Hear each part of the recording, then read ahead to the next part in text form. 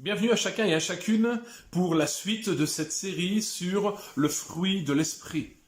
Nous sommes dans cette dimension où nous comprenons, nous essayons de comprendre, nous essayons d'acquérir ce caractère de Christ en nous. Mais le fruit de l'esprit, c'est l'amour, la joie, la paix, la patience, la bonté, la bénignité, la fidélité, la douceur, la tempérance. La loi n'est pas contre ces choses. Galates 5, versets 22 à 23. Nous en sommes arrivés à la quatrième caractéristique du fruit de l'esprit qui est autre que la patience. Alors là encore, nous touchons à un point important. Dans les informations dernièrement, j'entendais ces faits. Les violences conjugales augmentent fortement pendant cette période de confinement à laquelle le monde n'est pas habitué. Il faut reconnaître que notre patience est mise à rude épreuve pendant ces temps si particuliers. Certains sont impatients de retourner au travail, à l'école, à la salle de sport et même à l'église.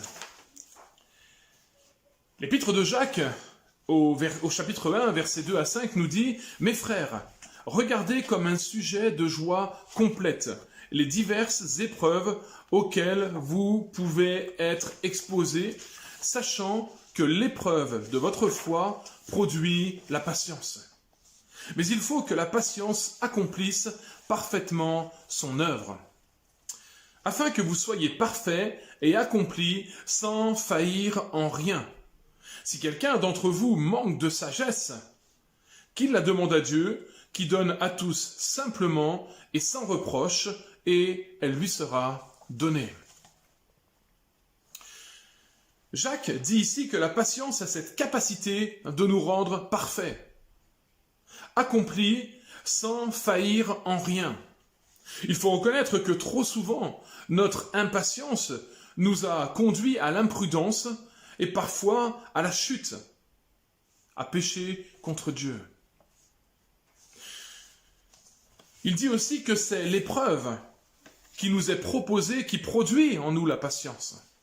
Autrement dit, l'épreuve est cet outil dans les mains de Dieu pour nous faire grandir en patience et en persévérance. Pour ma part, je dis souvent à Dieu, donne-moi de la patience, mais fais vite. La Bible nous parle de la patience de Dieu pour sa création. Il est dit dans 1 Pierre 3, verset 20, « Lorsque la patience de Dieu se prolongeait au jour de Noé, pendant la construction de l'arche, dans laquelle un petit nombre de personnes, c'est-à-dire 8, furent sauvées au travers des eaux. » Il dit aussi un peu plus loin, dans 2 Pierre 3, verset 9, « Le Seigneur ne tarde pas dans l'accomplissement de la promesse, comme quelques-uns le croient.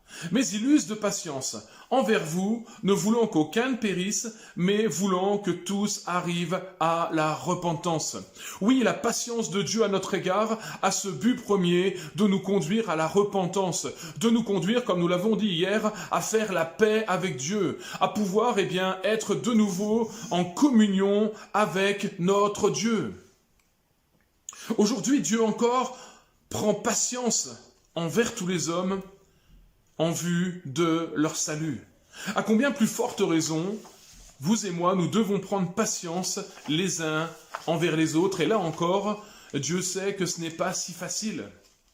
Cette dimension du fruit de l'esprit nous parle de persévérance aussi. La persévérance est généralement, majoritairement faite de patience.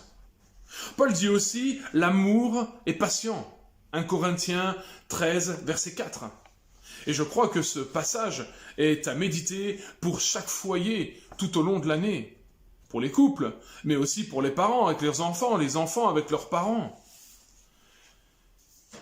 Nous trouvons ce texte en Colossiens 1, verset 11 aussi, qui nous dit « Fortifiez à tous égards par sa puissance glorieuse, en sorte que vous soyez toujours avec joie, persévérants et patients. » Oui, Dieu a cette capacité et veut, au travers de l'œuvre du Saint-Esprit en nous, nous rendre persévérants et patients, nous donner cette capacité, au travers de sa puissance glorieuse, de devenir patients et persévérants.